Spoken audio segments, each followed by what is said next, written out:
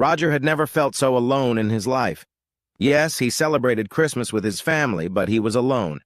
His parents had each other. His 3 siblings had their spouses and children. But for the first time in 12 years, Roger was alone. He had divorced his wife of 11 years just 2 months earlier, and now, during a season that was always about family, he was alone. God bless his mother, his 2 sisters, and his brother. They tried their best to make Roger feel loved and included. Everyone in the house knew except his father. Emotionalism wasn't his thing.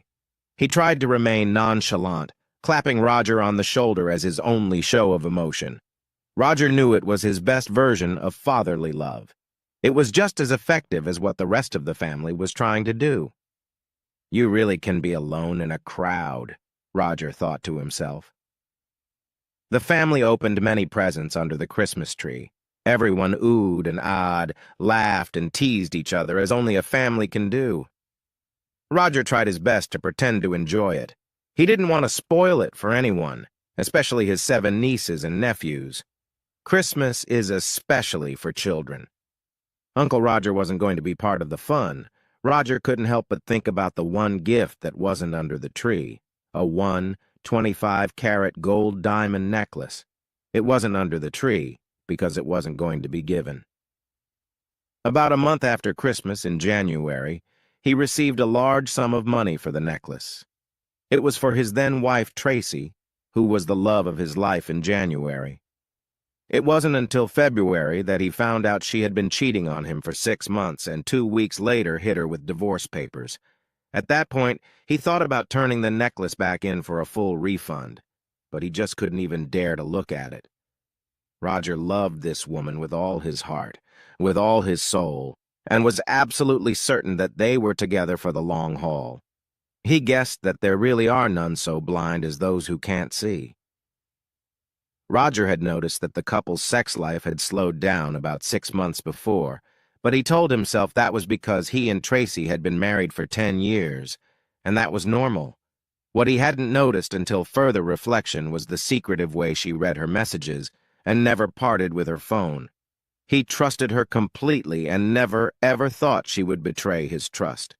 Of course, even in his wildest dreams, Roger never expected someone outside of his family to pronounce his last name correctly.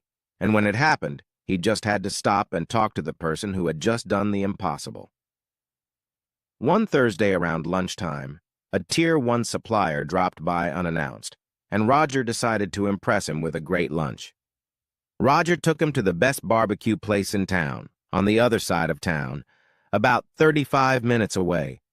Roger had probably only eaten there 3 times in the last 11 years, but John Steiner deserved better. When it came time to pay, Roger put his credit card on the bill, and when the waitress returned, she thanked him by name. Right. Like many Polish names, the spelling of the name has nothing to do with the pronunciation. So when she pronounced Zixwakrat as Zikut, Roger nearly fell off his chair. He and John looked at each other in shock. "How do you know how to pronounce it?" he asked the waitress, who seemed to be of Asian descent. "You don't look Polish at all. When you see that name 2 days in a row, you immediately remember," she laughed. "Apparently, I was serving a couple of your relatives at lunch yesterday, and I just had to ask how to pronounce the name. Is Tracy Jixuakrat a relative?" I didn't hear her husband's name, although the man is ha. They were a pretty cute couple. John realized that the waitress was referring to Roger's wife, and Roger blushed like a stoplight, but held back. "Yes, she's family," he said. "She and her handsome husband get a bit carried away sometimes, don't they? I'll put it this way. Sometimes I felt like I was interrupting a couple of horny teenagers. I hope to look as good as this woman when I'm in my 30s. Tracy was actually 37, but with a tight body and an abundance of curves, along with flawless porcelain skin and long dark brown hair, she could pass for late 20s. Roger guessed that the guy-eyeing Mr. Sixuakrat was actually Joey Brillian, a salesman with a lush mop of hair. Tracy had been working at the same insurance agency in administration since about the time she and Roger had gotten married. Joey Brillian had shown up at the office about a year ago, and Roger had heard from him almost every night after work for about 6 months. And then Tracy had suddenly stopped talking about him, as if he didn't exist at all. Perhaps another clue that Roger, Mr. Trusty, had missed. John and Roger drove to the office very quietly. Roger, wasting no time, hired a private investigator. Within 2 weeks, the investigator had obtained evidence, including a videotape of the lovers having sex in Tracy and Roger's bed on Wednesday morning, an hour after Roger left for work. The investigator warned Roger that the video was crude, but Roger, of course, wasn't even remotely prepared for such disrespect. "That fucking whore!" Roger shouted into the computer screen as he watched the proceedings in the privacy of his office after hours. Roger didn't hesitate to have his attorney draw up the divorce papers. A week later, Tracy was served at work. After watching the video of his wife and lover performing in his marital bed, Roger had no problem embarrassing Tracy in front of her co-workers. Roger got home early in the evening when Tracy drove the car into the garage. She practically ran into the house and started yelling at her husband. "What the fuck are you doing embarrassing me in front of my friends and co-workers and my boss, for God's sake?" she shrieked. Roger sat leaning back in his chair and sipped his Lizette Boy bourbon, the bottle resting on the table next to his chair. He calmly finished his sip and set the shot glass down. "Because I wanted you to feel a little of what I felt when I watched you and Joey Brilliant sleep in our marital bed, you whore. At least you could tell me our marriage was over. You didn't have to desecrate our marital bed. And for crying out loud, don't you think I at least deserve some sort of apology?" Roger filled his shot glass again, and Tracy stared at him. It had just occurred to her to wonder how long Roger had known and how he knew. "At least be so kind as to tell me what I did wrong and how long it's been going on," he said. "Oh, and is this guy the only one you're sleeping with?" "Don't be so rude, Roger," Tracy snorted. "We've been having sex for about 6 months now, and Joey's the only one. It just happened. You didn't do anything wrong. It just happened." Tracy's eyes filled with tears. Why the fuck is she crying? Roger thought to himself. She's the one who cheated, and I'm the one who got cheated. Tracy stared at her husband with her mouth open as he poured himself another drink and sipped it quietly. Somehow it never occurred to her that her husband would find out about her affair, and even if he did, how he would react. It suddenly occurred to her that she had been terribly cavalier in taking advantage of her husband's affection. Roger's family had been as devastated as he himself had been when they learned of Tracy's betrayal. After all, they had been married for 11 years and almost seemed like the perfect couple.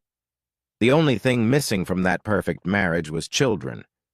Although the couple decided to have 2 children when they were first planning their lives, Tracy kept putting off starting a family until one day Roger asked her if she was breaking their agreement. Tracy tearfully admitted that she was, and no amount of arguing from Roger could make her change her mind. It was a tense few months for the couple, until Roger finally told Tracy that he would let her do things her way. Mary Hewson looked sadly at her husband. Last Christmas, with its warmth and cheer, seemed so far away, she thought. This Christmas, with the recent divorce of oldest daughter Tracy, seemed almost ghostly. Yes, the house was full of their second daughter's family of 6, but Tracy, without Roger, seemed to be walking around in a bad dream. Plus, Roger was always the soul of the party when families got together. Although he and Tracy had no children, he loved his 4 nieces and nephews and was always supportive. For their part, Mary and George Hewson simply adored their former son-in-law, and Tracy's feeble attempts to explain why their marriage had broken up never seemed adequate enough.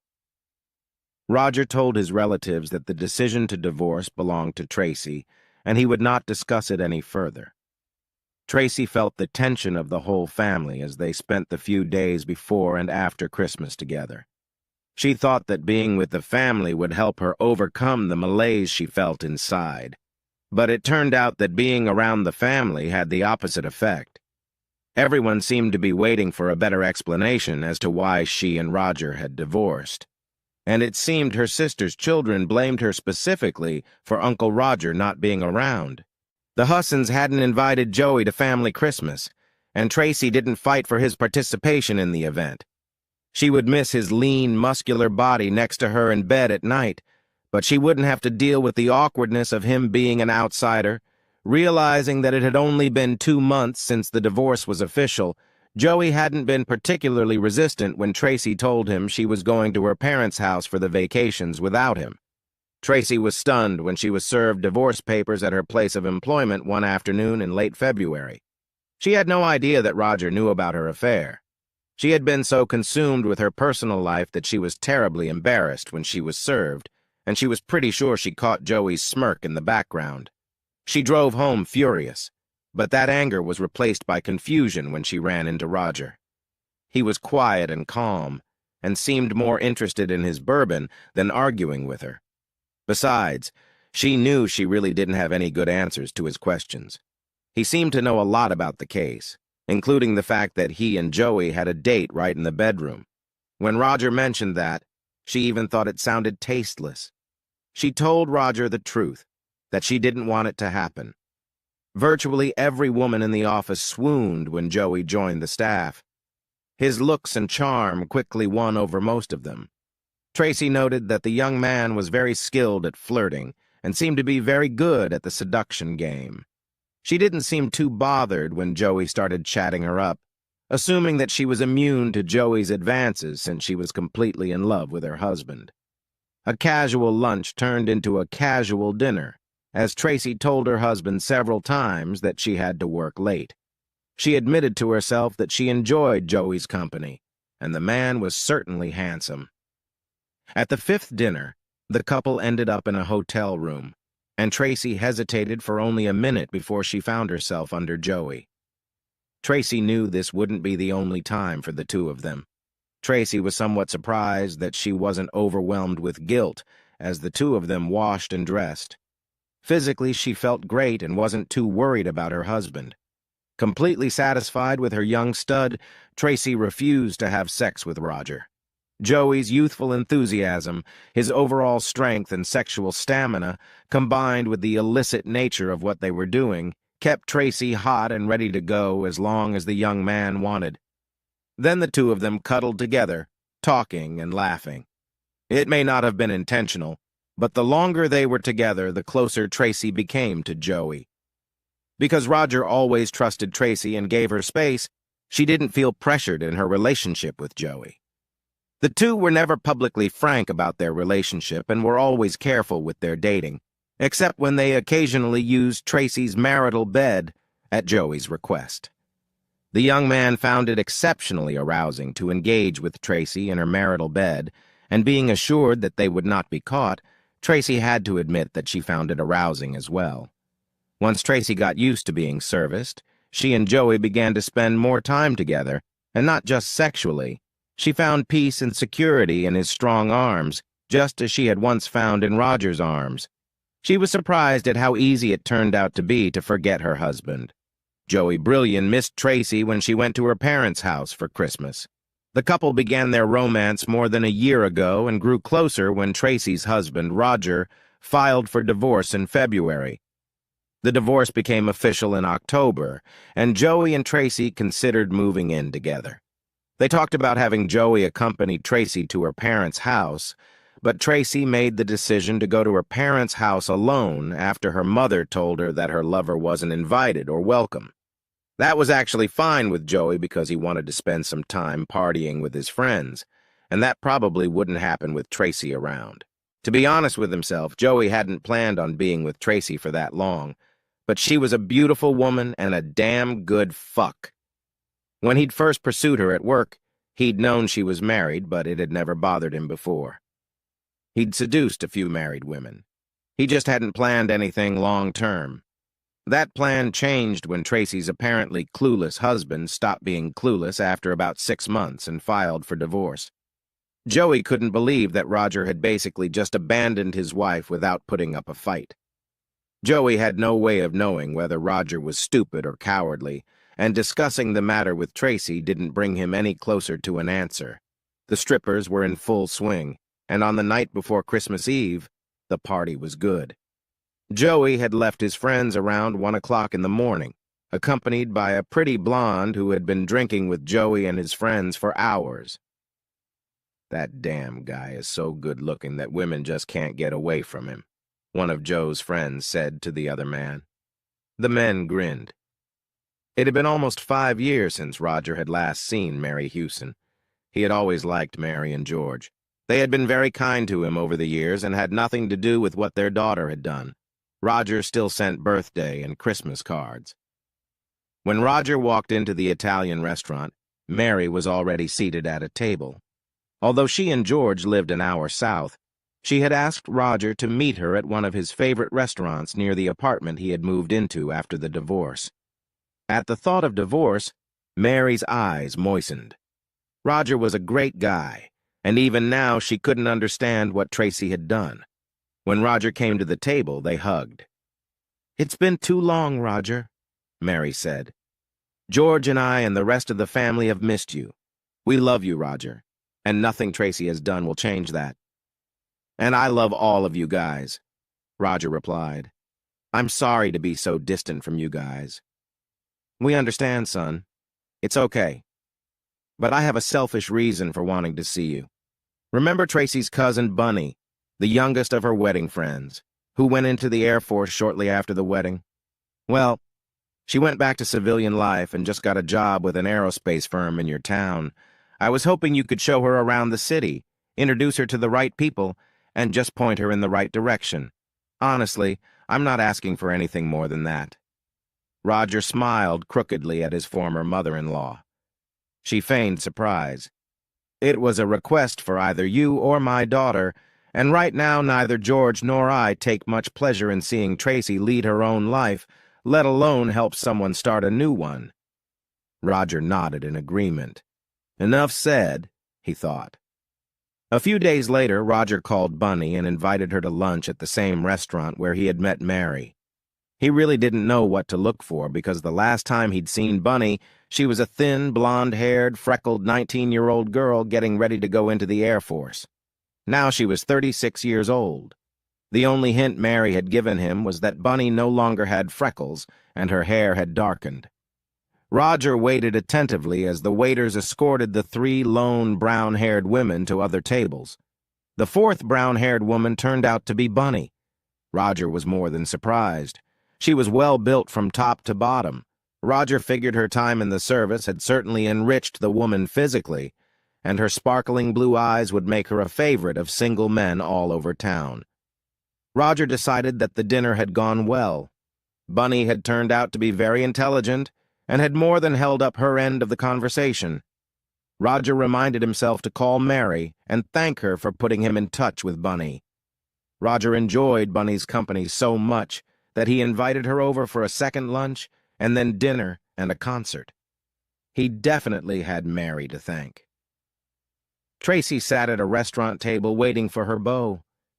In her 43 years, she was still a beautiful woman with a tight, lush body thanks to regular visits to the gym. Her date was a 50-year-old accountant. She was anticipating a pleasant, albeit unassuming evening. Now she was happily embracing the pleasurable. Since her divorce, Tracy thought her relationship with Joey was heading in a positive direction, perhaps toward marriage. The sex was amazing, and her emotional feelings for Joey continued to grow. However, about a year after the divorce, Tracy noticed that both the sex and emotional attachment to Joey had leveled off. She often wondered if the sexual decline was due to the fact that sex was no longer illegal. As for the emotional decline, Tracy often thought back to her marriage to Roger. She missed the little things she'd shared with Roger, the light touches, the sweet nothings he'd whispered to her after sex and over breakfast. She and Joey often shared time living in each other's apartments, but this sense of intimacy just never came up. Tracy began to suspect that Joey was seeing other girls. The couple hadn't discussed being exclusive, but Tracy assumed it would be after the divorce. When a burning pain in her intimate areas confirmed an STD, Tracy realized that her suspicions were confirmed. "You goddamn bastard!" Tracy screamed at Joey when she got the confirmation. "I gave up my marriage to a good man for you." Joey couldn't find anything to object. He only smirked across the table. A light went on over Tracy's head. 2 years later, when her STD had long since been cured, Tracy stood up to greet her beau and chastely kissed Fred Myers on the cheek. As she leaned in for the kiss, she noticed that Fred had Frederick Mull aftershave, the same expensive aftershave that Roger always used. She hadn't thought of Roger in half a day, she grinned to herself. Joey certainly liked having Roger's wife.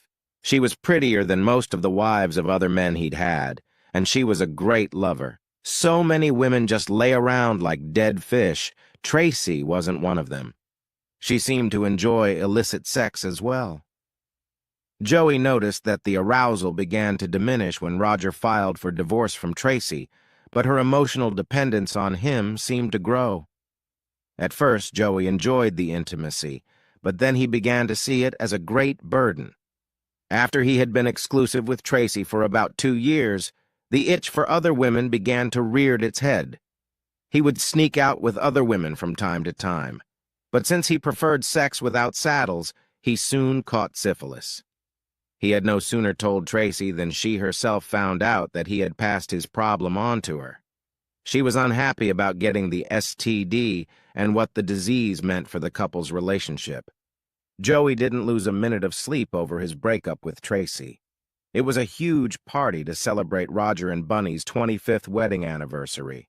Roger surprised his wife by renting a party room at their favorite restaurant and inviting friends and family, including the couple's 23-year-old son Daryl and 21-year-old daughter Abigail. No one was surprised by his former mother-in-law's role.